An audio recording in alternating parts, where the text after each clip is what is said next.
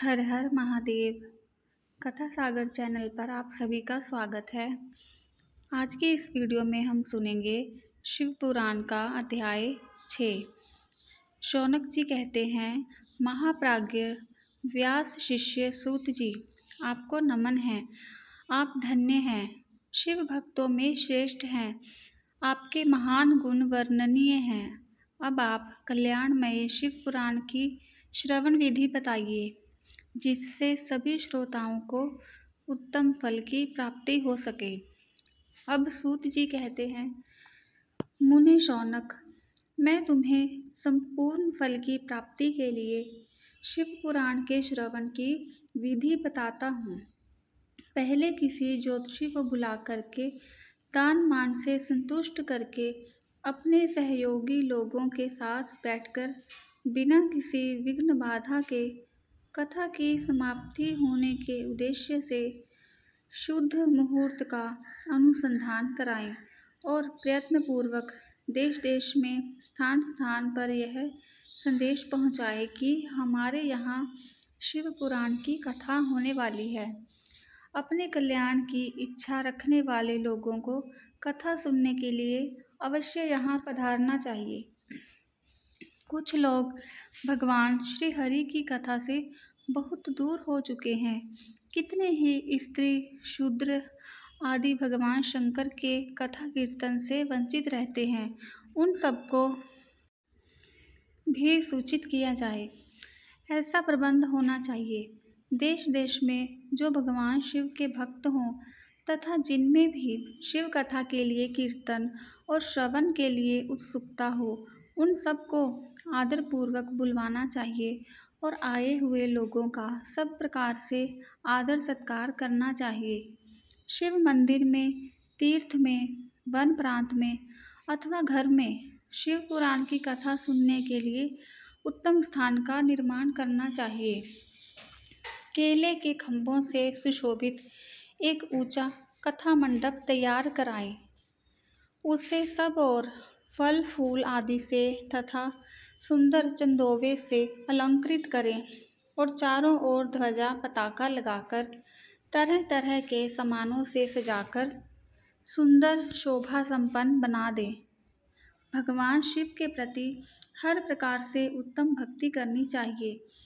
वही सब तरह से आनंद का विधान करने वाली है। परमात्मा भगवान शंकर के लिए दिव्य आसन का निर्माण करना चाहिए तथा कथावाचक के लिए भी एक ऐसा दिव्य आसन बनाना चाहिए जो उनके लिए सुखद हो सके। मुने, नियम पूर्वक कथा सुनने वाले श्रोताओं के लिए भी यथा योग्य सुंदर स्थानों की व्यवस्था करनी चाहिए। अन्य लोगों के लिए साधारण स्थान ही रखना चाहिए।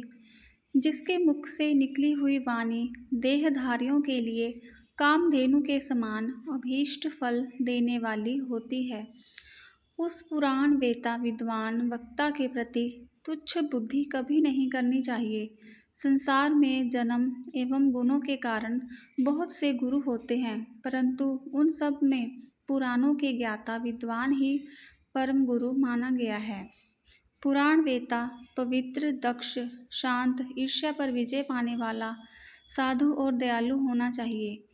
ऐसा प्रवचन कुशल विद्वान इस पुण्यमयी कथा का कथावाचक हो। सूर्योदय से आरंभ करके 3:30 पहर तक उत्तम बुद्धि वाले विद्वान पुरुष को शिव पुराण की कथा का उत्तम रीति से वाचन करना चाहिए।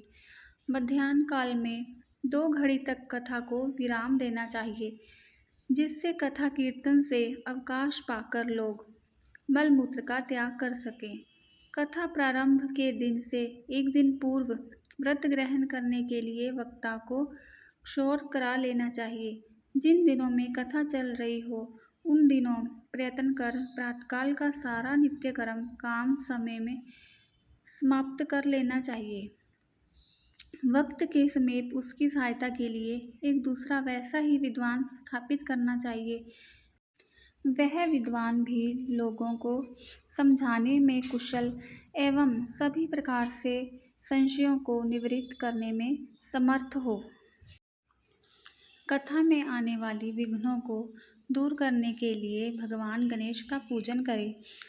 कथा के स्वामी भगवान शिव जी की तथा विशेषतः शिव पुराण की पुस्तक की भक्तिभाव से पूजन करें। तत्पश्चात उत्तम बुद्धि वाला श्रोता आदरपूर्वक तन मन से शुद्ध एवं प्रसन्नचित्त होकर शिव पुराण की कथा का श्रवण करे। जो वक्ता और श्रोता अनेक प्रकार के कर्मों में भटक रहे हों, काम आदि 6 विकारों से युक्त हों, स्त्री में आसक्ति रखते हों और पाखंडपूर्ण बातें कहते हों, वैसे वक्ता एवं श्रोता पुण्य के भागी नहीं होते। जो लौकिक चिंता तथा धन, घर एवं पुत्र आदि की चिंता को छोड़कर कथा में मन लगाए रहते हैं, उन शुद्ध बुद्धि व्यक्तियों को उत्तम फल प्राप्त होता है। जो श्रोता श्रद्धा और भक्ति से युक्त होते हैं, दूसरे कर्मों में मन नहीं लगाते और मौन, पवित्र एवं उद्वेग शून्य होते हैं, वे ही पुण्य के भागी होते हैं।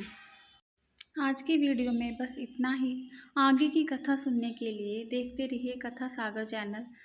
वीडियो पसंद आई हो तो लाइक करें और चैनल को आपने अगर अभी तक सब्सक्राइब नहीं किया है तो सब्सक्राइब कर लें। हर हर महादेव।